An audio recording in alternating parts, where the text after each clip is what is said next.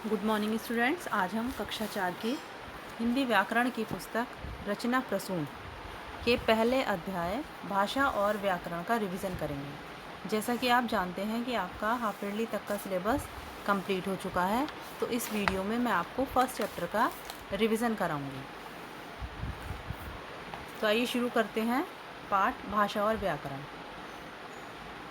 इसमें सबसे पहले उदाहरण दिया गया है कि रवि ने अपने सहपाठी से पूछा, अजय क्या तुम आज विद्यालय गए थे? अजय ने कहा, हाँ रवि, लेकिन तुम आज क्यों नहीं गए थे? रवि ने जवाब दिया, आज माँ की तबीयत ठीक नहीं थी, इसलिए मैं विद्यालय नहीं जा सका। माँ चीनू से बात कर रही हैं। माँ, चीनू, तुमने अभी तक अपना सामान नहीं समेटा। सारा सामान यहाँ वहाँ बिखरा पड़ा है। चीनू, अभी सारा सामान जगह पर रखता हूँ माँ। तो इसमें ऊपर लिखे गए वाक्यों में रवि, अजय, माँ व चीनू अपनी अपनी बात कह रहे हैं और दूसरे की बात सुनकर समझ रहे हैं। तो मनुष्य को अपने अधिकांश कार्यों के लिए दूसरों पर ही निर्भर रहना पड़ता है। वह अपने सभी कार्य स्वयं नहीं कर सकता। इसके लिए उसे दूसरों तक अपनी बात अथवा विचार पहुंचाने पड़ते हैं और दूसरों के विचार जानने की आवश्यकता पड़ती है। तो इसका एकमात्र साधन भाषा होती है। तो भाषा वह माध्यम है जिसके द्वारा हम अपने विचारों को दूसरों तक आसानी से पहुंचा सकते हैं और दूसरों के विचारों को आसानी से समझ सकते हैं।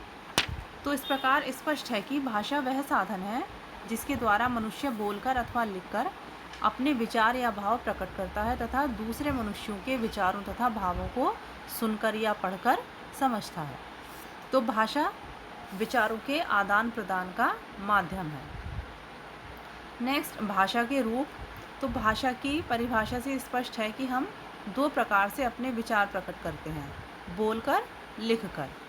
साथ ही दो प्रकार से दूसरों के विचार समझते हैं, सुनकर और पढ़कर।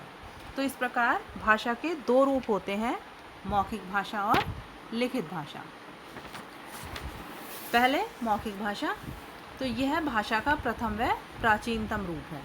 जब हम बोलकर अपने विचार प्रकट करते हैं तथा दूसरों के विचारों को सुनकर समझते हैं तो वह भाषा का मौखिक रूप कहलाता है। जैसे फ़ोन पर बातें करना, टीवी देखना, गाने सुनना, कहानी सुनाना व सुनना आदि सभी मौखिक भाषा के उदाहरण हैं। क्योंकि सबसे पहले बच्चा बोलना सीखता है और वह अपने परिवार के सदस्यों से ही यह सब सीखता है। सेकंड है लिखित भाषा। तो इसमें है सभ्यता व संस्कृति के विकास के साथ भाषा का भी विकास हुआ और धीरे धीरे लिखित भाषा का रूप सामने आया। तो जब हम लिखकर अपने विचार दूसरों तक पहुंचाते हैं तथा पढ़कर दूसरों के विचार जानते हैं तो वह भाषा का लिखित रूप कहलाता है। जैसे पत्र लिखना, किताब पढ़ना, ईमेल भेजना, मोबाइल फ़ोन से संदेश भेजना आदि सभी लिखित भाषा के उदाहरण हैं। लिखित भाषा स्थायी भाषा होती है। नेक्स्ट, लिपि। तो भाषा लिखने के लिए जिन चिन्हों का प्रयोग किया जाता है उन्हें लिपि कहते हैं। विभिन्न भाषाओं की अपनी लिपियां होती हैं। जैसे हिंदी व संस्कृत भाषा की लिपि देवनागरी है, उसी तरह अंग्रेज़ी की लिपि रोमन है, उर्दू की फ़ारसी है, पंजाबी की गुरुमुखी है, संस्कृत की भी देवनागरी है, गुजराती की भी देवनागरी है, अरबी की लिपि अरबी है और रूसी भाषा की लिपि रूसी है। हिंदी हमारी राष्ट्रभाषा और अंग्रेज़ी हमारी अंतर्राष्ट्रीय भाषा है। तो आज संसार में विभिन्न देशों में अपनी अपनी भाषाएं हैं। जैसे इंग्लैंड में अंग्रेज़ी, जर्मनी में जर्मन, रूस में रूसी, चीन में चीनी भाषा बोली जाती है। नेक्स्ट, राजभाषा।